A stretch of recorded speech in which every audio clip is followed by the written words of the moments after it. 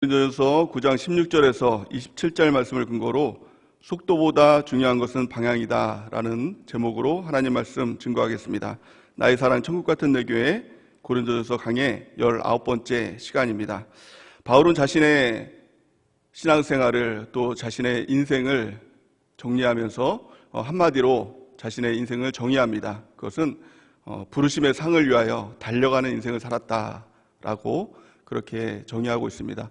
우리 신앙생활 한마디로 말하면 달려가는 인생을 사는 것입니다. 하나님께서 우리에게 주시는 부르심의 상을 위해서 달려가는 삶을 살아가는 은혜가 있기를 바랍니다. 빌립보서 3장 12절에서 14절 말씀 우리 같이 한번 읽어보겠습니다. 시작. 내가 이미 얻었다 함도 아니요 온전히 이루었다 함도 아니라 오직 내가 그리스도 예수께 잡힌 바 된 그것을 잡으려고 달려가노라. 형제들아, 나는 아직 내가 잡은 줄로 여기지 아니하고 오직 한 일, 즉 뒤에 있는 것은 잊어버리고 앞에 있는 것을 잡으려고 표대를 향하여 그리스도 예수 안에서 하나님이 위에서 부르신 부르심의 상을 위하여 달려가노라. 아멘. 신앙생활을 하면서 신앙생활 참 잘못하는 사람들의 특징을 보면 자꾸 뒤를 돌아봅니다. 옛날에는 이랬는데, 옛날에는 성령도 충만했다고 확인 안 해봤지만 본인들이 그렇게 얘기를 하죠. 옛날에는 내가 성령도 충만했고, 옛날에는 열심도 했고, 옛날에는 뭐가 있었고, 자꾸 뒤를 돌아봅니다. 또 어떤 사람들은 옛날에 상처를 자꾸 돌아보죠. 옛날에 어떤 아픔 때문에 그 상처 때문에 앞으로 나가지 못하는 그런 사람들도 복원을 합니다. 근데 사도 바울은 한마디로 이렇게 얘기하죠.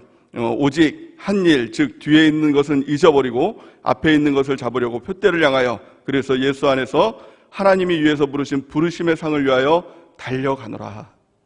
우리 뒤에 있는 것들을 잃어버리고 오직 하나님이 우리 가운데 주시는 부르심의 상을 위해서 우리가 달려가는 인생을 살아갈 때 우리 하나님께서 주시는 의의 면류관, 생명의 면류관을 우리가 받게 될 줄을 믿습니다. 사도 바울은 그런 인생을 살고 뿐만이 아니라 고린도 교인들에게도 동일하게 너희도 상 받는 자들처럼 달려가라 라고 이렇게 권면하고 있습니다. 이 권면은 고린도 교회 교인들 뿐만이 아니라 우리에게 주시는 동일한 권면인 줄 믿습니다. 고린도전서 오늘 본 말씀 9장 24절을 같이 한번 읽어보겠습니다. 시작.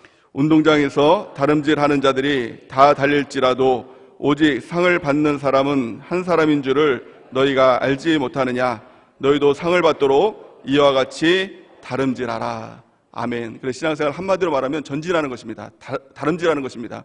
그래서 옆에 사람들이 어떻든 또 뒤에서 누가 뭐라 그러든 우리가 정말 앞으로 전진하는 것, 상황과 환경이 어떻든 또 형편과 처지가 어떻든 우리가 주님의 분명한 말씀이 있다면, 주님의 분명한 목표가 있다면, 목적이 있다면 그 부르심의 상을 위해서 달려가는 인생을 살아가야 한다는 것입니다.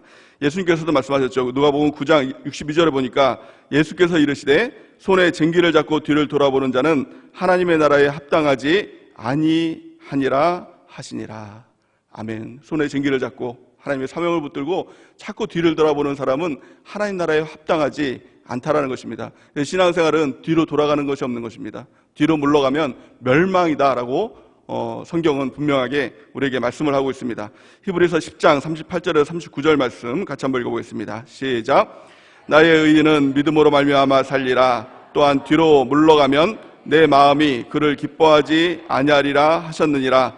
우리는 뒤로 물러가 멸망할 자가 아니요 오직 영혼을 구원함에 이르는 믿음을 가진 자니라. 아멘. 뒤로 물러가면 하나님께서 기뻐하지 않는다는 것입니다. 우리가 뒤로 물러가면 잠시 쉬었다가 앞으로 가는 것이 아니라 멸망하게 된다는 것입니다. 우리가 앞으로 전진할 때 다른 사람들을 구원하는 믿음에 이르는 하나님의 백성으로 쓰임받게 될 줄을 믿습니다. 달려가기 위해서 반드시 필요한 것 하나 있다고 했죠. 그것은 바로 절제입니다. 우리가 경기하는 사람들을 보면, 육상 선수들을 보면 이렇게 치렁치렁한 거 다 벗어버리지 않습니까? 드레스 같은 거 입고 달리는 사람 한 번도 못 봤죠. 핸드백 들고 뾰족뾰족 씻고 달리는 사람 못 봤습니다. 다 간편하게 달리기에 가장 적합하게 공기저항을 가장 적게 받을 수 있는 그런 옷으로 입고 달려가는 것입니다. 우리도 마찬가지입니다. 신앙생활 하면서 이것저것 다 갖고 달려가겠다는 사람은 절대 달려가지 못합니다. 끝까지 가지 못합니다. 중도에 포기할 수밖에 없다는 것입니다. 우리가 벗어버릴 것을 다 벗어버리는 은혜가 있길 바랍니다. 죄도 끊어버리고 또 유익하다고 생각했던 것, 그런 것들 다 세상 것들 끊어버리고 오직 주님을 위하여서, 주를 향하여서 달려가는 죄 백성 되는 은혜가 넘치기를 바랍니다. 고린도서 9장 25절 우리 같이 한번 읽어보겠습니다. 시작. 이 길을 다투는 25절 9장 25절 시작. 이 길을 다투는 자마다 모든 일에 절제하나니 그들은 썩을 승리자의 관을 얻고자 하되 우리는 썩지 아니할 것을 얻고자 하노라. 아멘. 이 당시 때 이 경기자들은 우승을 하면 월계관을 이렇게 씌워줬죠. 화관을 씌워줬습니다. 근데 이것은 사나흘만 지나면 금방 썩어지고 없어질 그런 면류관이었습니다. 근데 이것을 얻고자 절제하면서 끊어낼 걸 끊어내면서 훈련하면서 그렇게 애쓰는 모습들을 보지 않느냐라고 사도 바울은 이야기하고 있는 것입니다. 근데 우리의 신앙의 싸움은 무엇입니까? 우리의 달려갈 길은 무엇입니까? 영원한 생명의 길 아닙니까? 우리의 생명의 길을 얻는 것 아닙니까? 썩지 아니할 면류관을 얻는 길 아닙니까? 이것을 위해서는 정말 끊어야 될 것을 다 끊어내는 그런 삶을 살아가야 된다라고 권면하고 있는 것입니다. 또 오늘 본 말씀에 보니까 반드시 달려갈 길을 달려갈 때 점검해야 될 두 가지가 있다라고 사도 바울은 말씀하고 있습니다. 오늘 말씀의 핵심적인 내용입니다. 고린도서 9장 26절에서 27절 말씀을 같이 한번 읽어보겠습니다. 시작. 그러므로 나는 다름질하기를 향방 없는 것 같이 아니하고 싸우기를 허공치는 것 같이 아니하며 내가 내 몸을 쳐 복종하게 함은 내가 남에게 전파한 후에 자신이 도리어 버림을 당할까 두려워함이로다. 아멘. 두 가지를 점검하라는 것입니다. 다름질을 할 때 향방 없는 것 같이 하지 말라. 방향을 정확히 알고 달려가야 상을 받게 된다라는 것입니다. 또한 허공을 치는 자 같이 싸우지 말라라는 것입니다. 이것은 우리가 달려갈 길을 달려갈 때 믿음의 싸움이 있다는 것을 말씀하고 있는 것이죠. 또 바울이 이렇게 얘기합니다. 27절에 보니까 내가 내 몸을 쳐서 복종함은 내가 남을 전파한 후에 자신이 도리어 버림을 당할까 두려워함이로다. 그가 두려워했던 것이 무엇입니까? 가장 자기가 두려워했던 것이 하나님 앞에 열심히 달려갔는데, 열심히 경주해서 달려갔는데 하나님께서 너는 아니야, 내가 널 도저히 모르겠어 라고 하는 것에 대한 두려움이 있었다는 것입니다. 우리가 이 땅을 살아갈 때 정말 이 두려움을 가지고 살아가야 된다는 것입니다. 천국에 대한 소망을 가지고 정말 달려갈 길을 달려가고 하나님의 의의 상을 바라보면서 달려갈 때 마지막 날 우리 주님께서 우리를 어떻게 평가하실까, 이것들을 바라보면서 이 땅을 조심조심 두려움으로 이 땅을 살아가야 될 줄을 믿습니다. 두렵고 떨림으로 너희 구원을 이루라 라고 말씀하고 있지 않습니까? 우리 천국을 위해서 이 땅에서 정말 불필요한 것들을 다 끊어내고 달려가는 은혜가 있길 바랍니다. 가장 첫 번째 점검할 것은 다름질하기를 향방 없는 자 같이 하지 말라라는 것입니다. 이 말이 무슨 말입니까? 속도도 중요하지만 속도보다 더 중요한 것이 방향이라는 것입니다. 우리의 방향을 잘 알고 달려가는 것이 중요하다는 것입니다. 신앙생활 열심히 달려가는 사람들 많습니다. 하지만 그 방향이 잘못된다면 하나님께서는 그 상을 인정해 주지 않는다는 것입니다. 마라톤 경주가 있지요. 그 키로수를 아십니까? 42.195km를 달려가지 않습니까? 세계 기록을 혹시 알고 계십니까? 2시간 1분 39초가 세계 기록이라고 합니다. 그 케냐에 있는 엘리우드 킵초케라는 사람이 세운, 맞습니다. 킵초케, 이런 사람 이름입니다. 그 사람이 세운 이제 그 기록인데요. 이 기록이 100m를 17초 동안 계속 달려야 되는 그 기록이라고 합니다. 제가 고등학교 때 제 달리기 기록이 17초였습니다. 열심히 계속 이 마라톤을 달리면 그래도 될까 말까 이제 한 기록이 아니겠습니까? 저 같은 사람은 이제 죽습니다. 거의 죽을 만한 이제 그런 기록인데요. 그런데 예를 들어서 킵초케보다 더 42.195km를 더 빨리 달리는 사람이 있다고 칩시다. 2시간 안에 그걸 끊는 거예요.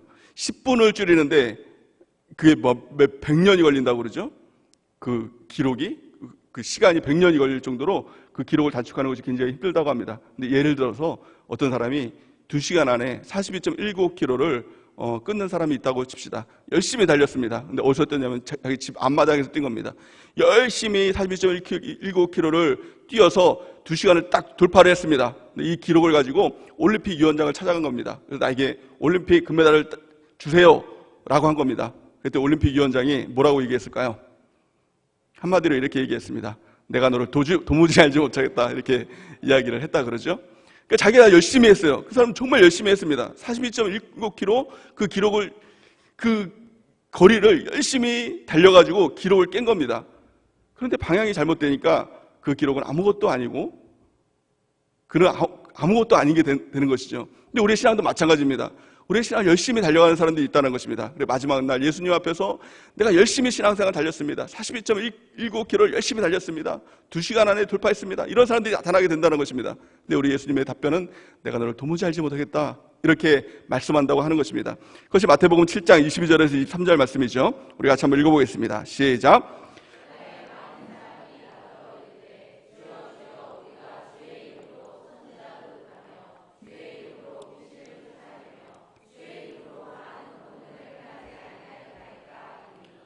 그때 내가 그들에게 밝히 말하되 내가 너희를 도무지 알지 못하니 불법을 행하는 자들아 내게서 떠나가라 하리라. 아멘. 우리가 신앙생활 하면서도 자기 나름대로 신앙생활을 한다고 그런 사람들이 있습니다. 그래서 내가 알아서 할게요. 내 열심으로 할게요. 그렇게 이야기하는 사람들이 있지요. 근데 이 사람들은 정말 방향감이 없는 것입니다. 자기 혼자 나름대로 달리지만 열심히 예배도 드리고 나름대로 뭔가 열심히 봉사도 하고 또 뭔가 열심히 한다고 하지만 마지막 날 보면은 예수님께서 내가 너를 도무지 알지 못하겠다라고 이렇게 얘기하는 것입니다. 예수님 앞에 나와서 한 이야기들이 무엇입니까? 내가 선지자 노릇도 했습니다. 귀신도 쫓아냈습니다. 주의 이름으로 많은 권능도 행했습니다. 무슨 말입니까? 열심히 달렸습니다. 신앙생활 열심히 달렸습니다 라는 것 아닙니까? 예수님께서는 내가 너를 도무지 알지 못하겠다, 너의 방향이 잘못됐다라고 한마디로 말씀하고 있는 것입니다. 우리는 방향을 제대로 가고 있습니까? 신앙생활 열심히 하는 것보다 중요한 것은요, 방향입니다. 속도보다 중요한 것은 방향입니다. 그렇다면 그 방향이 뭘까요? 어디를 향해서 우리가 열심히 달려가야 할까요? 한마디로 말하면 그것을 사명이라고 얘기합니다. 하나님께서 우리를 부르신 목적이 있고 하나님께서 우리를 구원하신 목적이 있습니다. 그것은 바로 사명을 위해서 우리가 그 길을 달려가라고 우리를 구원하여 주시고 불러주셨다는 것입니다. 사명을 한자로 보면 불일사자에 목숨 명자를 쓰지요. 내 목숨을 어디에 사용하느냐, 내 목숨을 어디에다 거느냐, 이것이 중요하다는 것입니다. 바울은 그 사명을 한마디로 얘기했습니다. 그 사명이 바로 복음 증거다라고 이야기하고 있습니다. 자기는 복음 증거를 위해서 열심히 달려갔다. 그 하나의 목적을 가지고 열심히 달려갔다라는 것입니다. 여러분들의 사명은 무엇입니까? 우리는 여러 가지 사명들을 얘기할 때 이렇게 얘기합니다. 내가 무엇이 되는 것, 노래를 잘하는 것, 또 내가 운동을 잘하는 것, 그것들이 사명이라고 자꾸 생각을 합니다. 근데 그것들은 기능이지요. 그 모든 것들의 핵심이 뭐냐는 것입니다. 본질이 무엇이냐는 것입니다. 그 모든 것들을 가지고 무엇을 하길 원하느냐는 것입니다. 그것이 바로 사명인데요, 그 가장 핵심 본질이 뭐냐면 그것이 바로 복음 증거다라는 것이에요. 여러분들 복음 증거하는 사명 감당하는 은혜가 있기를 예수님의 이름으로 간절히 축원해야 됩니다. 고린도서 9장 16절 보니까 사도 바울이 뭐라고 이야기하고 있죠? 우리 같이 한번 읽어보겠습니다. 시작.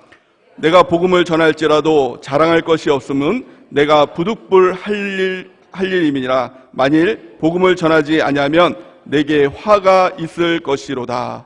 아멘. 복음은 내 선택사항이 아닙니다. 복음은 내가 전도를 해주는 것이 아닙니다. 내가 기분이 좋으면 하고 은혜가 되면 하는 것이 아니라 부득불 할 일이 바로 복음 증거라는 것입니다. 사도 바울은 이렇게 얘기하죠. 내가 복음을 증거하지 않으면 화가 임하리로다, 이렇게 얘기합니다. 복음은 선택이 아닙니다. 반드시 해야 됩니다. 복음을 증거하지 않으면 화가 임한다라고 성경은 말씀하고 있는 것입니다. 저 여러분들이 화가 아니라 복이 임하도록 복음 증거하는, 전도하는 은혜가 넘치기를 예수님의 이름으로 간절히 축원해야 됩니다. 바로 이어서 17장 17절 보니까 뭐라고 얘기하고 있죠? 내가 내 자의로 이것을 행하면 상을 얻으려니와 내가 자의로 아니한다 할지라도 나는 사명을 받았노라. 아멘. 이 사명이라는 거예요. 복음 증거가 사명이라고 얘기하고 있죠.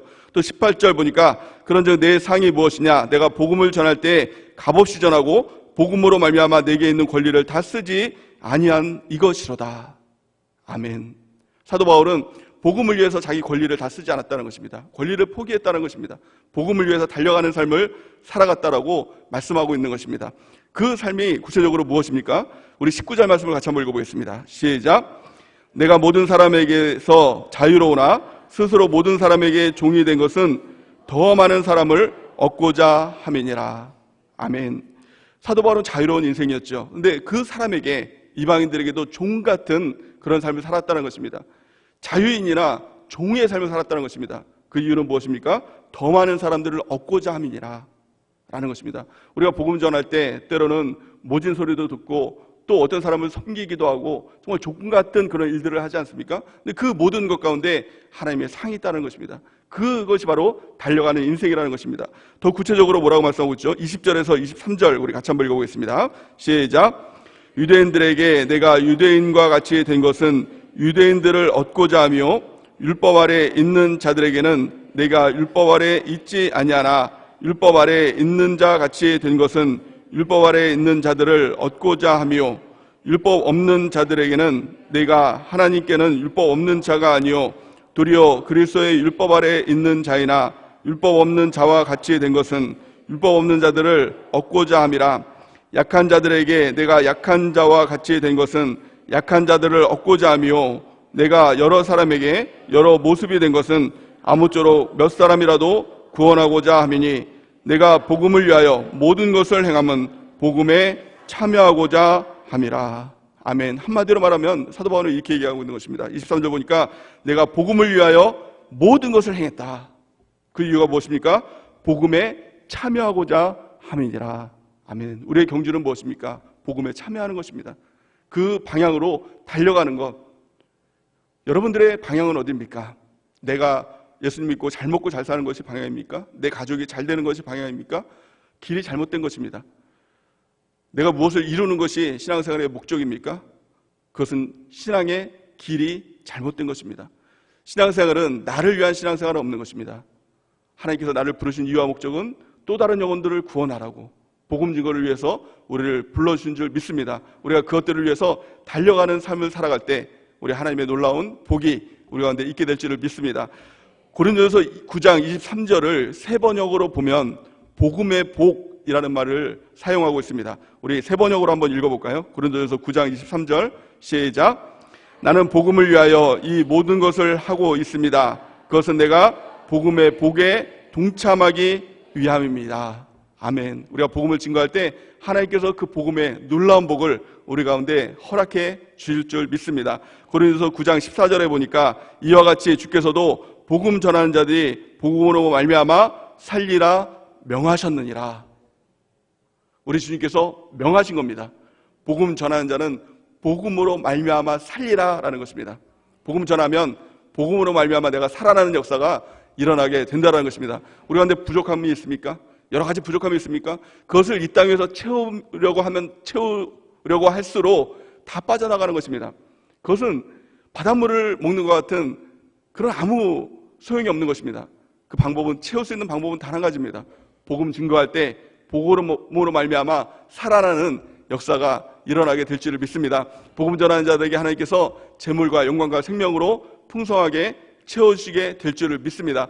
가장 중요한 것은 복음 증거할 때 무엇이 살아나느냐? 내 영혼이 살아나는 것입니다. 침체되어 있는 영혼, 죽어있는 영혼이 내가 복음 증거할 때 하나님께서 내 영혼을 살려주신다는 것입니다. 요한 3서 1장 2절에 보니까 사랑하는 자여 내 영혼이 잘된 같이 내가 범사에 잘되고 강건하리라 이렇게 말씀하고 있는 것입니다. 영혼이 잘되면 범사가 잘되고 강건한 축복이 우리 가운데 나타나게 될 줄을 믿습니다. 영혼이 침체되어 있습니까? 또 우리의 삶 가운데 부족함이 있습니까? 우리가 그것을 채울 수 있는 방법은, 다시 살 수 있는 방법은 단 한 가지입니다. 전도하는 것입니다. 복음 증거하는 것입니다. 그럴 때 그 영혼이 살 뿐만 아니라 내 영혼이 살아나는 놀라운 역사가 일어나게 될 줄을 믿습니다. 제가 서울에서 사역을 할 때, 사역 초창기 때 우리 담임 목사님에 대해서 지금은 아니지만 그때 이해하지 못하는 한 가지가 있었습니다. 그것이 뭐냐면 서울에 있을 때는 담임 목사님께서 말씀 증거를 다 하셨거든요. 새벽 예배 말씀 다 하시고 또 수요 예배, 금요 예배, 또 주일 그때는 오전, 오후 그 예배가 다 있었지 않습니까? 1부, 2부 또 오후 예배까지 다 있었는데 하루에 일주일에 11번의 예배를 담임 목사님께서 다 집례를 하셨습니다. 그러다가 가끔씩 이제 부사역자들에게 예배를 맡기실 때가 있었어요. 새벽 예배를 누구가 해달라 이렇게 하시고, 또 수요 예배, 금요 예배를 누구에게 이렇게 하라고 이렇게 맡기실 때가 있었습니다. 근데 제가 사역을 하다가 이제 가끔 성령 충만할 때가 있지 않습니까? 가끔이라 해서 죄송하지만 이게 성령이 충만할 때가 있습니다. 그래서 막 제 마음 가운데 이 정도면은 내가 이제 말씀을 증거할 만큼의 어떤 영적인 이 상태가 이제 교만함일 수도 있겠지만, 이 정도면 내가 말씀을 증거할 만한 이게 충만함이 있다, 그런 마음을 갖고 있을 때는 우리 목사님께서 절대 설교를 안 시키셨어요. 목사님이 시킬 만한 때가 된 것 같은데 이런 생각을 하는데 절대 설교를 안 시키는 거예요. 근데 언제가 또 이렇게 신앙생활이 꾸준해야 되는데 그렇지 못했습니다. 지금 고백하는 겁니다. 가끔 이렇게 신앙이 뚝 떨어질 때가 있지 않습니까? 그래서 신앙이 쪽에 침체가 있어서 푹 가라앉아가지고 영적으로 다운돼서 허덕허덕 될 때가 있었어요. 그럴 때 목사님께서 꼭 집어가지고 김동규 전도사, 또 그때 목사일 때 김동규 목사, 이번에 수요 예배, 금요 예배, 또 때로는 이제 새벽 예배 설교를 좀 증거해 보게 이렇게 이야기를 하는 겁니다. 근데 그 당시 때는 이해를 못한 거예요. 성령 충만할 때는 아무 말씀 없으시다가 내가 지금 설교할 상태가 아닌데, 이 상태로는 도저히 설교할 수 없는데 목사님께 가서 목사님 제가 도저히 설교할 상태가 아닙니다 라고 하면은 사역 내려놓으라고 할까봐 이제 그런 것보다도 이제 이제 순종하는 마음으로 또 설교를 준비하지 않습니까? 그래도 설교 목사님께서 하라고 했으니까 순종하는 마음으로 준비해야지. 또 준비하고 또 말씀을 이제 강단에서 증거를 하면 참 놀라운 그런 것들을 경험했습니다. 영원히 사는 거예요. 도저히 안 될 것 같은데 이제 그런 마음으로 계속 하는데, 말씀을 증거하고 또 하나님 말씀을 받고 또 복음을 증거하고 또 강단에서 말씀을 증거하면 내 영혼이 막 살아나는 것들을 경험하게 되었다는 것입니다. 근데 그 은혜가 너무 커가지고 얼마 전에 목사님께 이제 그런 건의를 한 적이 있습니다. 우리 셀장님들도 이 은혜를 좀 경험했으면 좋겠습니다. 그래서 이제 셀장님들에게 돌아가면서 이제 수요예배나 금요예배, 특별히 금요예배면 좋겠습니다. 금요예배 때 말씀을 이렇게 돌아가면서 증거하면 어떨까요? 건의를 했더니 우리 목사님께서 한마디로 말씀하시더라고요. 너 설교하기 싫어서 그렇지. 우리 목사님 모르는 게 없어요. 하여간에 강단에서 말씀 증거하는 거, 이게 복음 증거잖아요. 근데 강단에서 말씀 증거하는 것뿐만이 아니라 이것만이 복음 증거가 아니라 우리가 이 전도 대상자들에게 복음을 증거하는 거, 복음 전도를 하는 거, 동일한 복음 증거죠. 강단에서 증거하는 것과 똑같은 그런 복음 증거 아닙니까? 중심상가에서 복음을 증거하면서 전도하는 건 똑같은 복음 증거라는 것입니다. 그 복음 증거를 할 때 어떤 역사가 일어납니까? 그 영혼이 살 뿐만 아니라 더 중요한 것은 내 영혼이 산다는 거예요. 복음 증거하는 자들은 복음으로 말미암아 살아나는 역사가 나타나게 된다는 것입니다. 영적 침체가 일어나고 있습니까? 그때가 집에서 쉴 때가 아니에요.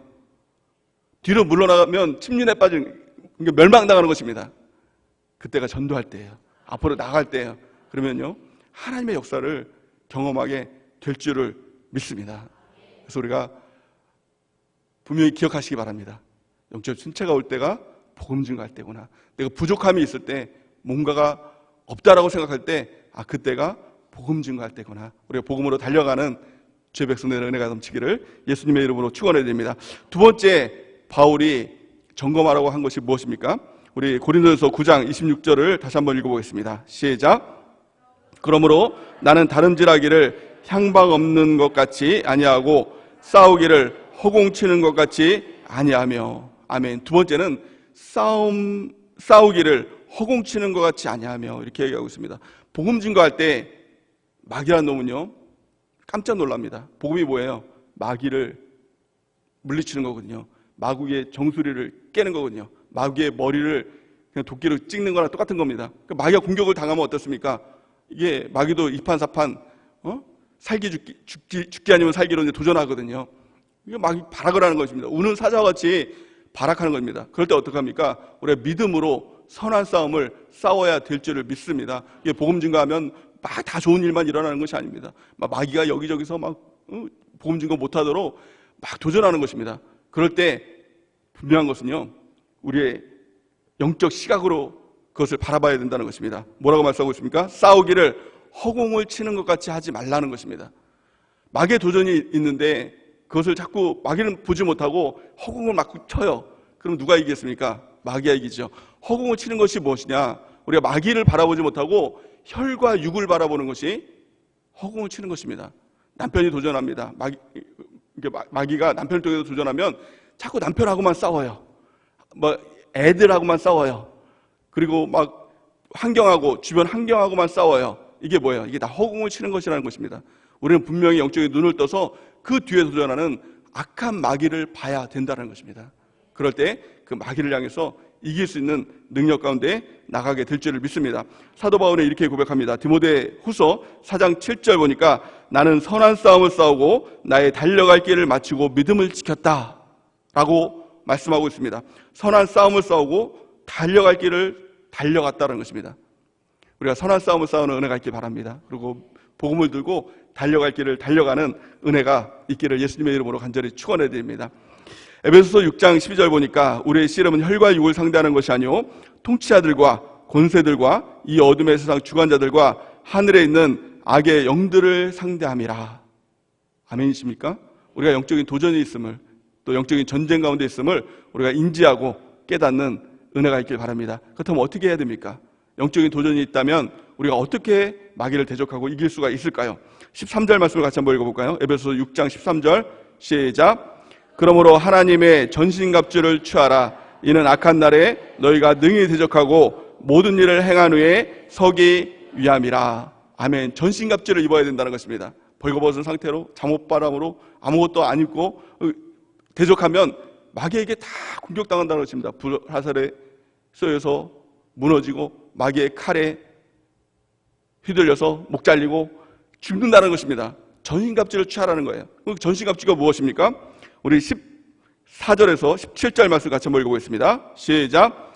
그런즉 서서 진리로 너희 허리띠를 띠고 의의 호신경을 붙이고 평안의 복음이 준비한 것으로 신을 신고 모든 것 위에 믿음의 방패를 가지고 이로써 능히 악한 자들의 모든 불화살을 소멸하고 구원의 투구와 성령의 검 곧 하나님의 말씀을 가지라. 아멘. 6가지 전신갑주를 입어야 된다는 것입니다. 우리가 이것들을 좀 점검하는 은혜가 있길 바랍니다. 가장 첫 번째는 무엇입니까? 진리의 허리띠를 띠라라는 것입니다. 이것이 가장 첫 번째입니다. 우리 마귀는 허리로부터 공격을 하는 것입니다. 허리를 치면 이 힘의 근원들을 무너지지 않습니까? 그 허리의 근원이 뭐예요? 진리의 허리띠라는 것입니다. 마귀의 가장 첫 번째 공격은 진리예요. 무엇이 진리냐라는 것입니다. 여러 가지 상황과 환경을 통해서 마귀는 자꾸 타협하기를 원합니다. 지금 코로나의 사태를 통해서도 자꾸 공격하는 것이 뭐예요? 진리 전쟁 아닙니까? 예배를 드리고 안 드리는 것, 셀 예배를 드리고 안 드리는 것, 모이기를 패하고 모이게 힘쓰는 것, 또 이 성도 간에 교제하는 것, 또 찬송하는 것, 이 가장 핵심 주제가 뭡니까? 진리예요. 무엇이 진리입니까?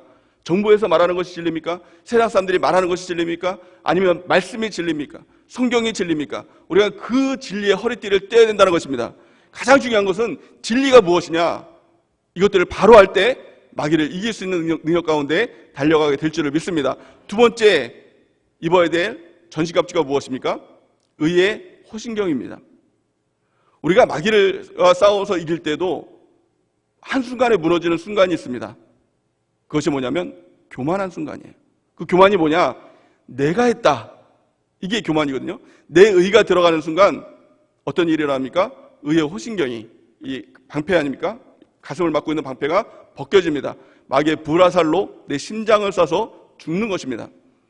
우리의 의는 없습니다. 오직 예수 그리스도의 의의 호신경으로 우리의 가슴을 막을 때 마귀의 불화살 가운데서도 우리가 지켜지는 은혜가 있게 될 줄을 믿습니다. 세 번째는 무엇입니까? 평안의 복음에 신을 신으라. 이렇게 얘기하고 있는 것입니다. 평안의 복음의 신이에요. 복음의 신이라는 것입니다. 우리가 만약에 신발을 안 신는다라고 한번 생각을 해봅시다. 여러분 다 신발 신고 있죠? 만약 이것들을 경험하기 원하신다면 신발을 신지 않고 한번 중심상가로 걸어갔다가 한번 와보세요. 예전에 느끼지 못했던 것들을 다 경험하게 될 것입니다. 땅바닥에 뭐가 있는지 관심이 엄청 많아질 거예요. 땅바닥에 뾰족한 것들, 그게 다 발바닥에 찔려가지고 아픔이 되죠. 아무것도 아닌 것들이 다 상처가 되죠. 갔다 와보면 발이 막 아파가지고 상처가 많아서 견딜 수가 없을 것입니다. 우리 신앙생활하면서도 상처가 많은 이유가 뭘까요? 왜 뾰족한 일들 가운데 다 우리 몸으로 다 겪으면서 달려갈까요? 신발을 신지 않아서 그렇다는 것입니다. 그 신발이 무엇입니까? 평안의 복음의 신이에요. 복음 증거하면 상처가 없어진다는 것입니다. 또한 신발을 신으면 아무데나 막 다녀도 돼요. 땅바닥에 뭐가 있든지 두려울 게 없지 않습니까? 우리 신앙도 마찬가지입니다. 우리의 신앙이 왜 자꾸 두려움이 생깁니까? 저기 가면 될까? 저거 하면 안 될까? 왜 자꾸 주춤주춤하는 것이 많습니까? 그것은 바로 신을 신지 않기 때문에 그렇다는 겁니다. 그 신발이 바로 복음의 신인 것입니다. 전도하며 나가는 자들에겐 두려움이 없는 것입니다. 전도하며 나가는 자들에겐 상처가 없는 것입니다. 저 여러분들이 평안의 복음의 신을 신고 담대하게 달려나가는 주의 백성들의 은혜가 넘치기를 예수님의 이름으로 간절히 축원드립니다. 네 번째 입어야 될 전신갑주가 무엇이죠? 믿음의 방패예요. 믿음이 무엇입니까? 한결같은 것이 믿음입니다. 왔다 갔다 하는 것은 믿음이 아닙니다. 믿음의 방패를 가지고 나갈 때 마귀의 불화살로 도전한다 할지라도 그걸 다 막아낼 수 있는 것입니다. 그럼 믿음의 방패가 뭐냐는 겁니다. 한마디로 말하면 믿음이 무엇이죠? 믿음으로 사는 삶이 무엇입니까? 나는 죽고 예수님이 사시는 삶이에요. 그 믿음으로, 절대적인 믿음으로 달려나갈 때 마귀의 불화살 가운데 그걸 다 막고 나가는 것입니다. 아니, 내가 죽었는데 마귀가 나에게 공격한다고 해서 내가 상처를 입겠습니까? 마귀가 나를 죽인다고 해서 내가 죽겠습니까? 나는 이미 죽었어요. 마귀는 날 죽이지 못해요. 아니, 죽인 사람이 어떻게 또 죽습니까? 예수님이 사시는 겁니다. 내 안에 예수님이 사심을 믿고 나갈 때 예수님의 승리가 우리 가운데 나타나게 될 줄을 믿습니다. 이게 뭡니까? 이게 바로 믿음의 방패예요. 나는 죽었습니다. 내 안에 예수님이 사십니다. 내가 사는 것은 내 안에 계신 예수님을 믿는 믿음으로 사는 것입니다. 이 믿음의 방패로 우리가 전진하는 은혜가 넘치기를 예수님의 이름으로 축원해 드립니다. 다섯 번째 우리가 입어야 될 전신갑주가 무엇이죠? 구원의 투구입니다. 왜 구원의 투구일까요? 마귀는 끊임없이 우리 가운데 도전합니다. 구원에 대해서, 교회에 대해서 우리가 도전하는 것입니다. 우리의 구원을 자꾸 흔들어 놔요. 어떤 사람에게는 너는 구원 받았어, 그러니까 네 맘대로 해도 돼, 이렇게 하고, 또 구원받은 사람들에게 너 정말 구원 받았냐? 정죄감을 주기도 하고, 끊임없이 우리 머리 가운데, 지식 가운데 구원을 자꾸 흐트러 놓습니다. 그래서 우리가 아주 중요한 것은 뭐예요? 구원론과 교회론의 구원의 투구를 써야 된다는 것입니다. 그것이 뭡니까? 주일날 주사자 목사님을 통해서 구원론에 대해서, 교회론에 대해서 끊임없이 구원의 투구를 씌워주고 있지 않습니까? 그것이 우리 가운데 확실한 지식으로 있어야 된다는 것입니다. 구원의 투구를 쓸 때 우리 악한 마귀가 우리를 도전하지 못하는, 구원으로 도전하지 못하는 우리의 능력 가운데 나가게 될 줄을 믿습니다. 마지막 여섯 번째는 성령의 검, 말씀의 검을 가지라는 것입니다. 성령의 검, 말씀의 검이 무엇입니까? 주일날 우리에게 주신 말씀, 그것이 말씀의 검인 것입니다. 한 주간 마귀의 도전 가운데 있을 때 그 말씀을 붙들고 나가면 마귀를 이기고 승리하며 나가게 될 줄을 믿습니다. 날마다 주시는 큐티 말씀이 뭐예요? 그것이 말씀의 검, 성령의 검인 것입니다. 우리가 이것을 온전하게 입을 때 전신갑주로 또 마귀를 이기고 승리하며 나가게 될 줄을 믿습니다. 말씀의 정리를 하겠습니다. 가장 중요한 한 가지가 있다면 전도하는 것입니다. 복음을 증거하는 것입니다. 복음 증거를 계속하면 결국엔 마귀를 이기는 것입니다. 하나님의 능력 가운데 나가게 될 줄을 믿습니다. 누가복음 10장 말씀에 보면 예수님께서 70명의 제자들을 불러 모으십니다. 둘씩 조를 짜가지고 이제 전도를 보냅니다. 중심상가 전도인지 직두 전도인지 모르겠지만 전도를 이제 보냅니다. 그래서 이제 그 전도를 나갔던 이 70명들이 주님께로 돌아오죠. 전도 보고를 합니다. 참 놀라운 보고를 합니다. 뭐라고 보고를 하느냐? 예수님, 우리가 복음을 증거하니까 마귀들이 막 다 항복을 하고 난리가 났어요. 이런 흥분해서 그런 보고를 합니다. 그때 예수님께서 안다. 너희가 복음 증거할 때 마귀가 하늘로부터 땅으로 번개같이 떨어진 것을 내가 보았다라고 말씀하고 있는 것입니다. 우리가 전도하면요, 마귀가 하늘로부터 땅으로 번개같이 떨어지는 것입니다. 코로나를 통해서 도전하는 마귀 어떻게 이길 수 있습니까? 우리가 마스크 쓴다고 이깁니까? 우리가 조심한다고 이깁니까? 절대 이기지 못합니다. 전도하면 어떤 마귀의 도전이라 할지라도, 공중권세 잡은 악한 마귀라 할지라도 번개같이 땅에 떨어지는 하나님의 역사가 나타나게 될 줄을 믿습니다. 그런데 예수님께서 뭐라고 말씀하십니까? 그것보다 더 기쁜 일이 있다는 거예요. 그 일이 뭐죠?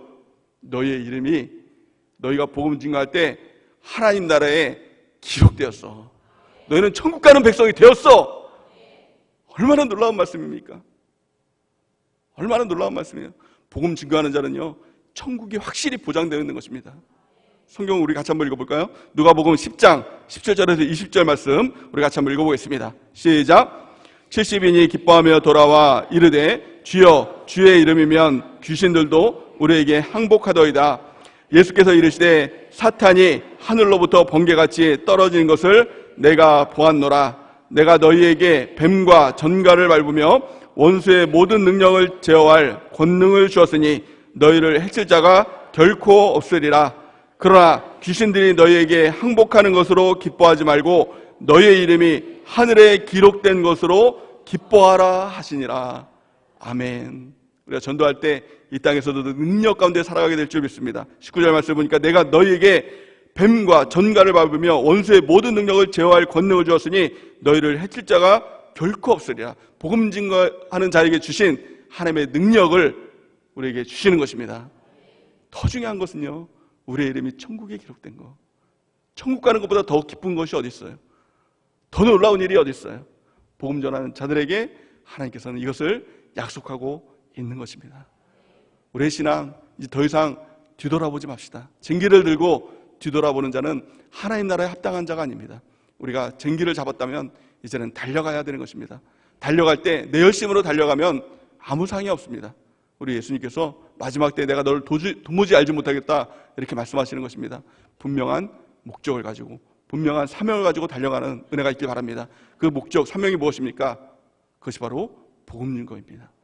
복음 증거할 때 그도 살고 나도 사는 하나님의 역사가 나타나게 될 줄을 믿습니다. 그럴 때 악한 마귀가 도전한다 할지라도 우리에겐 예수님, 승리하신 예수님이 우리와 함께 하십니다. 그 예수님의 능력으로 우리가 전신갑주를 입고 더 전진하며 나갈 때 악한 마귀가 하늘로부터 번개같이 땅에 떨어지는 역사가 나타나게 될 줄을 믿습니다. 마귀의 역사가 있습니까? 전도하세요. 복음 증거하세요. 그럼 마귀가 떠나가는 하나님의 역사가 나타나게 되는 것입니다. 막 그 구원이 왔다 갔다 합니까? 구원 받은 것 같은지 안 받은 것 같이 왔다 갔다 해요? 복음 증거하세요. 그럼 확실하게 우리의 이름이 천국에 기록되는 하나님의 역사가 나타나게 될 줄을 믿습니다. 우리의 사명은 복음 증거하는 것입니다. 사도 바울은 이것을 위해서 자신의 모든 권리를 다 포기하고 자유인이었으나 종된 삶을 살았다. 내가 이 복음 증거를 위해서 나의 모든 것을 다했다라고 고백하는 것입니다. 그럴 때 마지막 그날에 생명의 면류관, 의의 면류관이 예비되었다라고 자신 있게 고백하는 것입니다. 우리가 이제부터 정말 사명 붙들고 복음 증거하는 삶을 통하여서 하나님의 놀라운 일들을 우리가 경험하는 저 여러분들은 은혜가 있기를 예수님의 이름으로 간절히 축원해 드립니다.